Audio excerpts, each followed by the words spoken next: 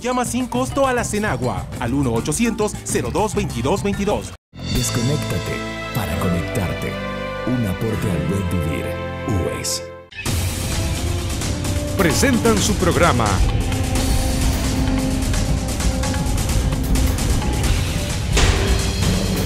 Es de Justicia.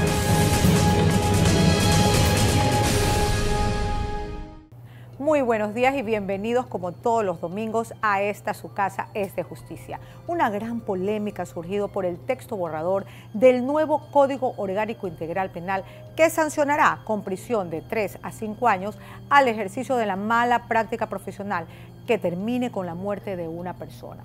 Por una parte, existe inconformidad del gremio de médicos debido a las sanciones mencionadas anteriormente. Pero por otro lado, existe la necesidad social de que los profesionales, tanto de la salud o personas encargadas de una actividad riesgosa, asuman las consecuencias penales de su negligencia.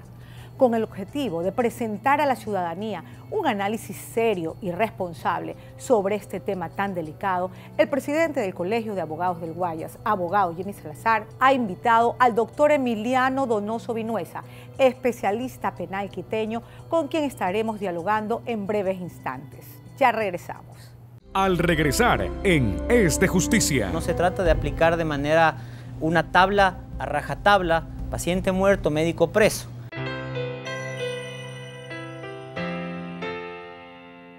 ¡Ey, desconéctense! ¡Ey, desconéctense! ¡Ey, chicos, desconéctense!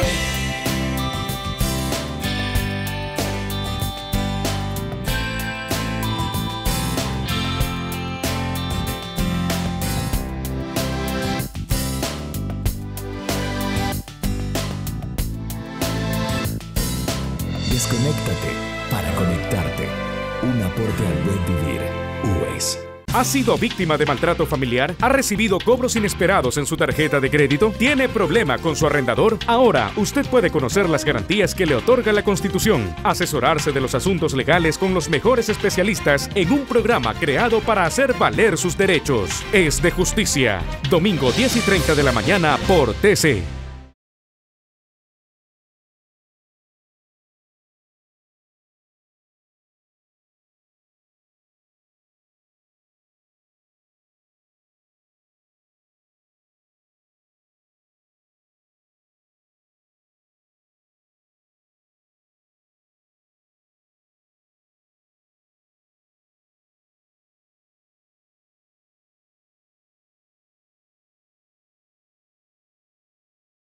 Es de Justicia. Hoy, para analizar la polémica surgida en torno al texto del nuevo Código Orgánico Integral Penal que sanciona el ejercicio de la mala práctica profesional que termina con la muerte de una persona, contamos con la presencia del doctor Emiliano Donoso. Estimado Emiliano, bienvenido a Es de Justicia. Muchas gracias, Jimmy. Es un gusto estar aquí. Primero, es importante saber si la norma cuestionada está dirigida específicamente o especialmente a los profesionales de la salud o es para todos los profesionales en general. Esa es la pregunta que inicia el debate. Con esa pregunta, la ciudadanía tiene que empezar a discutir la norma justamente que es motivo de la polémica. En ningún momento la norma menciona ninguna profesión en especial. Es decir, es amplia al sancionar la actividad profesional que viola el deber objetivo de cuidado. Está dirigida, por ejemplo, no solo para los médicos, sino para un ingeniero, para un arquitecto, para un policía, incluso para un conductor no profesional que de manera negligente o de manera imprudente realice su actividad. El homicidio por mala práctica profesional es un tipo de homicidio culposo y este es un punto que debe también comprender la sociedad. El homicidio culposo, al igual que el homicidio por mala práctica profesional, es el que se da o el que sucede como fruto, como producto de una práctica imprudente, de una incorrecta práctica profesional, violando lo que la norma y la ley establece. El Código Integral Penal, a más de establecer otras normas que hablan sobre las sanciones en materia de tránsito por violación al deber objetivo del cuidado, ¿cuál es su comentario sobre esta norma? Además de la norma que causa polémica sobre el ejercicio de las profesiones, como en el caso de los médicos que violan el deber objetivo de cuidado, el asambleísta ha escrito o redactado tipos penales que también hablan del deber objetivo de cuidado, especialmente en materia de tránsito, cuando por ejemplo un chofer, un conductor profesional o cualquier persona que manejando un vehículo de manera imprudente, negligente o por impericia, provoca la muerte de una persona. ¿Podemos establecer entonces aquí un ejemplo sobre este particular? Claro que sí. El deber objetivo de cuidado significa, es un concepto jurídico, pero significa en realidad velar por la buena práctica de las actividades, por hacer las actividades en la sociedad de manera diligente, cumpliendo lo que la ley, la norma, los principios, la experiencia dice. Un ejemplo claro sobre este tema del deber objetivo de cuidado es cualquier persona que conduzca un vehículo debe velar porque su vehículo esté en buen estado, con los frenos en buen estado, con las llantas del vehículo en perfecto funcionamiento, para que la sociedad pueda tener la tranquilidad de que la persona que está realizando esa actividad la realiza de manera prudente. ¿Cuál sería entonces la diferencia entre la mala práctica médica y la mala práctica profesional? La diferencia en realidad sería que el médico, como médico, no como todas las profesiones, tiene más riesgo su actividad, porque se encarga de la vida de las personas. La diferencia sería que en la profesión del médico, la sociedad permitiría, cuando esta actividad es diligente, que el riesgo que esa actividad implica sea mayor. ¿Sí? La sociedad tolera un riesgo en la actividad médica cuando este riesgo es tomado, cuando esta actividad se realiza de manera prudente, el médico realiza los protocolos, lo que la ciencia médica indica, lo que la ciencia establece para realizar su actividad. En lo que tiene que ver con otras profesiones, pues el riesgo es diferente, por ejemplo, la de un ingeniero, o la de un arquitecto, o la de un policía, es una actividad de riesgo, pero no está latente la vida de una persona. ¿Sería entonces aquí descabellado sancionar una mala práctica médica? Lo que sería descabellado, o lo que es descabellado, es pensar que a cualquier médico que se le muere un paciente, por decir de alguna manera, este va a ser sancionado penalmente. Eso es descabellado, no se trata de aplicar de manera una tabla a rajatabla, paciente muerto, médico preso. Pero lo que no es descabellado es sancionar la práctica imprudente del médico, la práctica que se realiza sin cuidado, sin el cuidado debido, sobrepasando los riesgos permitidos en el ejercicio de la profesión. Ese médico que no cumple con el deber objetivo de cuidado y que es negligente, imprudente en su actividad, debe ser sancionado cuando producto de esa mala práctica médica fallece una persona. De acuerdo. Entonces, denos un ejemplo en tema médico para sancionarlo. El ejemplo más claro, suponga que yo soy un médico. El día de hoy cumplo aniversario de bodas, una fecha importante en la vida de un hombre. Salgo con mi señora, festejo el aniversario con mis hijos, no tomo licor porque sé que el día de mañana tengo a las 7 de la mañana una operación, pero me desvelo hasta las 5 de la mañana. Evidentemente llegaré a esa operación sin las calidades y sin las cualidades óptimas físicas y mentales para hacer esa intervención. Mi actitud, mis acciones han provocado un riesgo o han incrementado un riesgo porque no estoy preparado para hacer esa operación y el paciente fallece. Ese paciente que fallece, si es que falleció, si es que murió por causa de mi incapacidad mental y física para atenderlo como debía atenderlo, entonces yo soy culpable de un homicidio culposo por mala práctica profesional, porque he sido descuidado en el ejercicio de esa profesión. Otro ejemplo, con un médico que también se le muere un paciente en donde el médico no será responsable. Yo soy anestesiólogo, tengo una operación, le proporciono al paciente la dosis correcta que debía proporcionar, el equipo médico es el indicado, es una operación, digamos, normal. Sin embargo, por cuestiones de la vida o del ejercicio de la profesión, los médicos no son dioses, ese paciente no tolera la anestesia y fallece.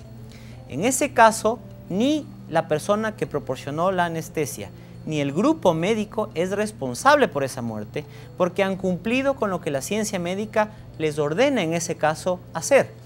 Lamentablemente hay un fallecido, pero hay un médico que ha cumplido de manera consciente su profesión, y son avatares del destino y de la profesión que un paciente fallezca. En ese caso, el médico no es responsable. Ese profesional solamente será responsable cuando en el ejercicio de su profesión ha superado el riesgo que la sociedad tolera, porque toda actividad en la sociedad es una sociedad de riesgo. Cuando ese riesgo ha sido superado, hay un resultado directo por esa mala conducta o conducta negligente, se debe responder penalmente. En sí es a trabajar con responsabilidad. A trabajar como la ciencia lo indica, como la prudencia lo manda y como la conciencia de cada persona determina que se debe hacer un trabajo de riesgo. Muchas gracias, Emiliano, por haber compartido con nosotros este programa tan importante de ilustración a la ciudadanía. Desde ya lo comprometo para una próxima cita en Es de Justicia. Muchísimas gracias, Jimmy. Le felicito por su programa. Es un aporte a la sociedad. La ciudadanía merece estar informada sobre los temas que en el campo jurídico son de relevancia nacional. Encantado aceptaré su invitación y le deseo los mejores éxitos. Es de Justicia. Muy interesante este tema y a la vez muy polémico. Muchos estarán pensando que todo depende del lado en que uno se encuentre, si como afectado, si como familiar del afectado o como profesional. Pero la mejor forma de tomar parte siempre es estando del lado de la justicia. Y hablando de justicia, la doctora Pamela Martínez, que domingo a domingo nos presenta recomendaciones legales, nos contará acerca de cómo hacer una compra en el extranjero.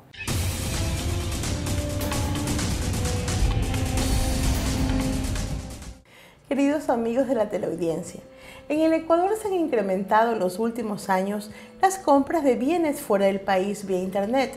El motivo, según algunos, es ahorrarse el pasaje de avión y los engorrosos trámites para obtener visa.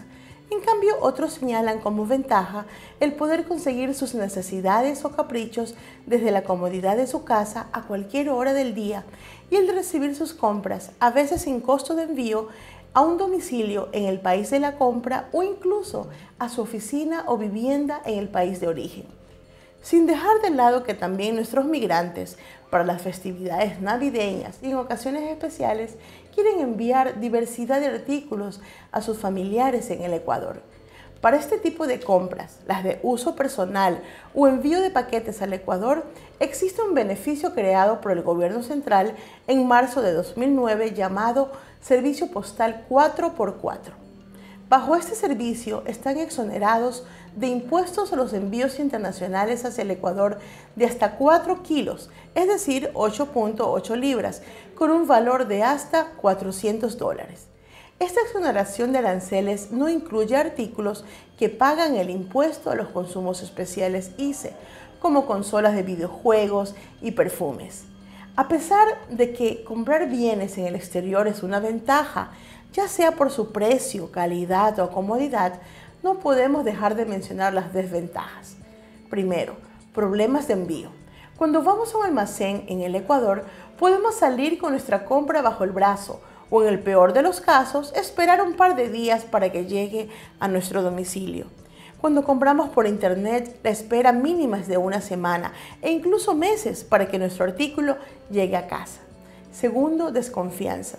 Como no hemos podido percibir a través del sentido del tacto el objeto que hemos comprado, sino solo hemos visto una imagen a través de la pantalla, existe la desconfianza de cómo vendrá el paquete del artículo que compramos, si llegará bien, si no fuimos engañados, si llegará en buenas condiciones, en fin, las dudas son inevitables.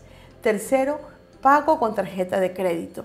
El único medio para comprar vía Internet es a través de una tarjeta de crédito internacional, lo que genera desconfianza a los usuarios, pues temen que al proporcionar sus datos bancarios en la web puedan ser víctimas de robo o estafa. Hoy hemos analizado tanto las ventajas como las desventajas que podemos obtener al adquirir productos vía Internet, así como la exoneración al pago de impuestos si su costo no excede los $400 o su peso los 4 kilos. Sin duda, con el pasar del tiempo, estas compras se incrementarán, por lo que debemos estar bien informados sobre el tema. Así romperemos la barrera y perderemos el miedo y la desconfianza. Les deseo un maravilloso domingo. Es de justicia. A ustedes, amigos de la teleaudiencia, les recuerdo que pueden llamar gratis al 1-800-02-2222 para anunciar el mal uso del agua. La Secretaría del Agua comunica a todos los usuarios del agua que está penado por la ley el robo, hurto del agua, la destrucción de acueductos, canales y acequias, el uso de aguas contaminadas, los cobros ilegales y la caducidad del permiso legal de recursos hídricos. Visite la página www.agua.gov.es. Al regresar en Es de Justicia. Estamos empeñados todos en crear un nuevo modelo de justicia en el país.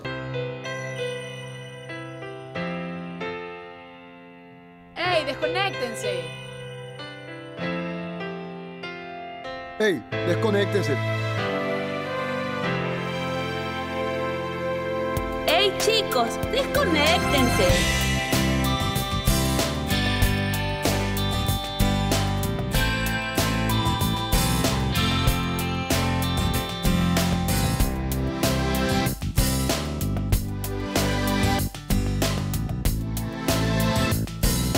Desconéctate para conectarte.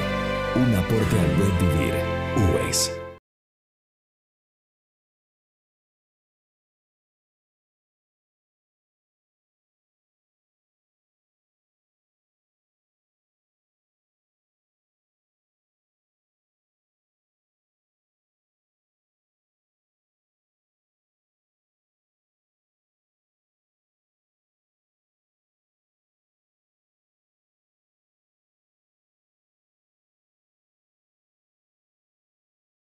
Es de Justicia.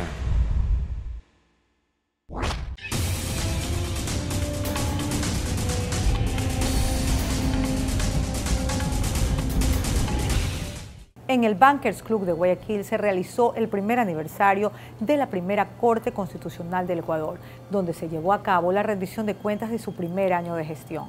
Conversamos con el doctor Alfredo Ruiz, juez de la Corte Constitucional del Ecuador, sobre cuál fue la labor que tuvo esta primera Corte Constitucional en su primer año de gestión. Bueno, ha retomado todos los casos que quedaron pendientes de la Corte para el periodo de transición y ha asumido los nuevos casos, cuyo ingreso obligatoriamente debía ser tomado en cuenta por la Corte Constitucional. Yo diría que la tarea fundamental ha sido la de reafirmar el papel importantísimo que cumple la Corte Constitucional como máximo órgano de control constitucional, de interpretación de la Constitución y de justicia constitucional. Hay que tener presente que esta es una institución relativamente nueva que nace precisamente con la Constitución del 2008. Va cobrando cuerpo en la medida en que se va desarrollando la institucionalidad correspondiente a la rendición de cuentas. Creo que se han dado cuenta del trabajo que viene desempeñando en este primer año de funciones la Corte y que seguramente tendrá opiniones que en algún momento nos hará llegar para mejorar el funcionamiento que desarrollamos. Doctor Ruiz, ¿qué cree que ha generado la realización de este tipo de eventos que está realizando la Corte en las distintas regionales y cuál es la proyección para este nuevo año de gestión? Yo creo que ha generado un sentimiento de respeto, de consideración hacia la Corte Constitucional, un sentimiento que en el fondo significa que la ciudadanía va comprendiendo poco a poco cuál es el valor, cuál es la importancia que tiene la Corte Constitucional dentro del nuevo esquema de Estado constitucional de derechos y de justicia.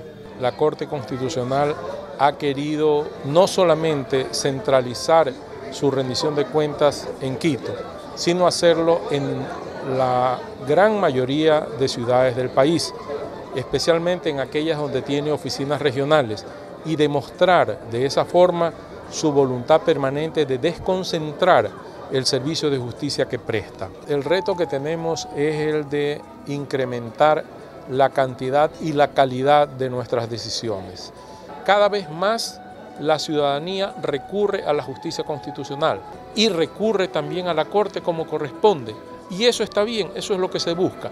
Pero eso además nos genera un reto, estar en capacidad de poder atender debidamente esa creciente demanda de justicia constitucional. Ese es parte del reto que yo veo en este nuevo año para la Corte Constitucional. Doctor Ruiz, quizás un mensaje para toda nuestra teleaudiencia que semana a semana nos sintoniza. Yo creo que deben confiar en los nuevos mecanismos que establece la Constitución de Montecristi para efectos del ejercicio pleno de sus derechos, que deben recurrir a los jueces mediante las acciones de garantías constitucionales y deben recurrir también mediante las acciones correspondientes ante la Corte Constitucional. Estamos empeñados todos en crear un nuevo modelo de justicia en el país. A esa tarea debemos convocarnos. Doctor Ruiz, muchísimas gracias por haber estado con nosotros aquí en el segmento Constitución al Día en Es de Justicia. Gracias a ustedes por haber seguido la realización de este programa de rendición de cuentas de la Corte Constitucional. Creímos relevante para toda nuestra teleaudiencia presentarles algunas de las impresiones de los ciudadanos que estuvieron presentes en este evento. Escuchemos. Como ciudadanos tenemos la oportunidad de ver las acciones que está tomando la Corte Constitucional, todas las actividades que ha hecho, el manejo de los recursos, y me parece fantástico que tengan una serie de publicaciones sobre el derecho constitucional que de forma gratuita se ponen al servicio de la ciudadanía. Yo creo que la Corte Constitucional está haciendo un gran papel y ha dado lugar a que este modelo puedan seguirlo también otras instituciones. Para mí está bien porque sabemos lo que ellos hacen, las sentencias, las resoluciones, defendiendo a todos los sectores vulnerados y a la gente que más necesita. Bueno, para mí es magnífico y tiene que ser así todos los años. Para mí los felicito por esta rendición de cuentas.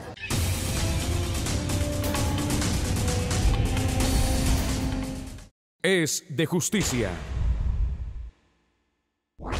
Cada vez son más los correos electrónicos que llegan a nuestras cuentas o por medio de las redes sociales en busca de asesoramiento legal. Jimmy me comentaba hace un rato que el programa está llegando con fuerza, ya que existe una gran parte de la ciudadanía, sobre todo las poblaciones más vulnerables, que no cuentan con los recursos necesarios ni con el conocimiento adecuado para enfrentar situaciones legales y necesitaban de este asesoramiento. Y por supuesto, ¿quién mejor que Jimmy para hacer eso? Ahora veamos algunos de los correos electrónicos que esta semana llegaron a nuestra cuenta para que el abogado Salazar los pueda asesorar. Hace 20 años, al morir mi padre, nos repartimos con mis hermanos unas tierras que teníamos en el campo. Yo vendí mi parte porque vine a vivir a la ciudad. Ahora mi hermano quiere que yo firme un documento a favor de él, desconociendo la venta hecha años atrás. Las escrituras originales siguen a nombre de mi hermano, ya que solo nos repartió la herencia de boca.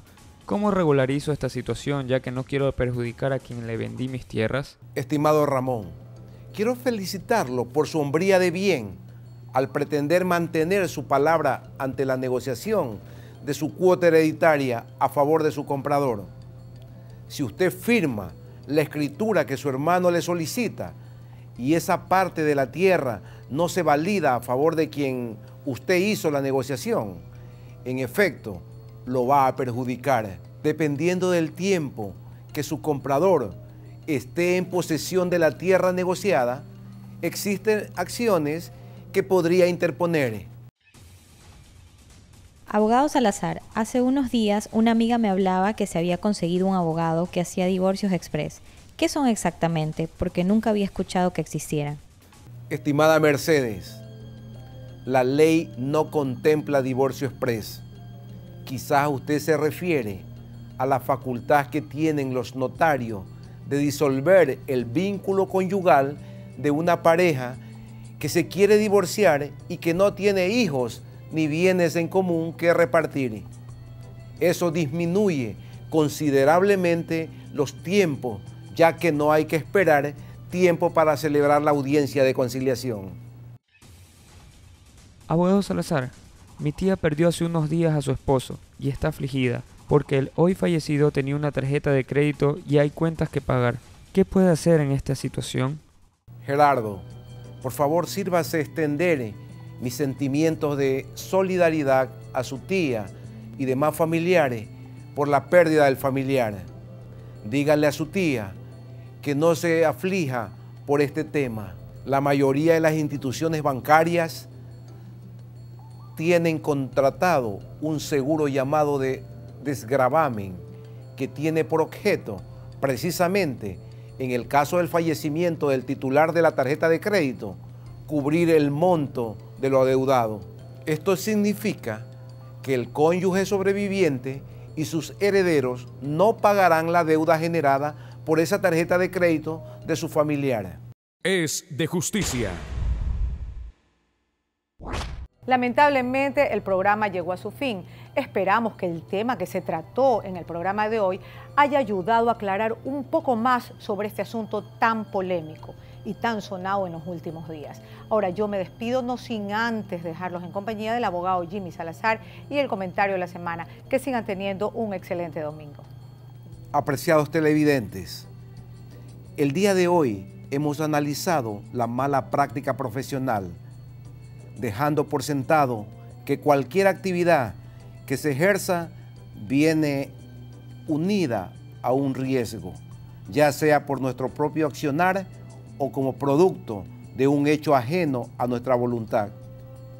Pero lo que no podemos negar es que hay actividades o profesiones más riesgosas que otras, que demandan que quien la ejerzan tenga no solo la preparación académica y experiencia, sino también la actitud para ejercerla, con el esmero y cuidado que la ley le exige.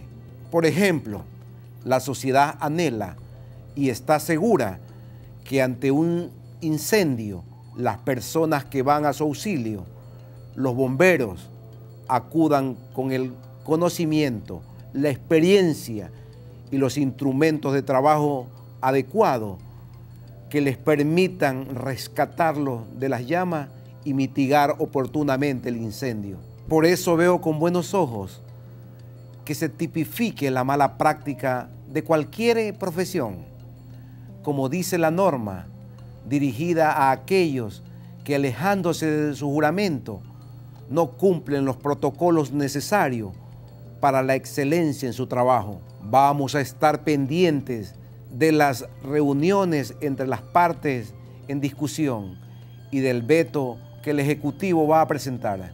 Me despido agradeciéndoles una vez más por permitirnos entrar en sus hogares, no sin antes compartir con ustedes esta bellísima frase del obispo filósofo San Agustín. Es mejor cojear por el camino que avanzar a grandes pasos fuera de él, pues quien cojea en el camino, aunque avance poco, se acerca a la meta, mientras quien va fuera de él, cuanto más corre, más se aleja. Muchas gracias y que tengan un feliz fin de semana. Llama sin costo a la Senagua al 1-800-02-2222. Desconéctate para conectarte. Un aporte al buen vivir. UES.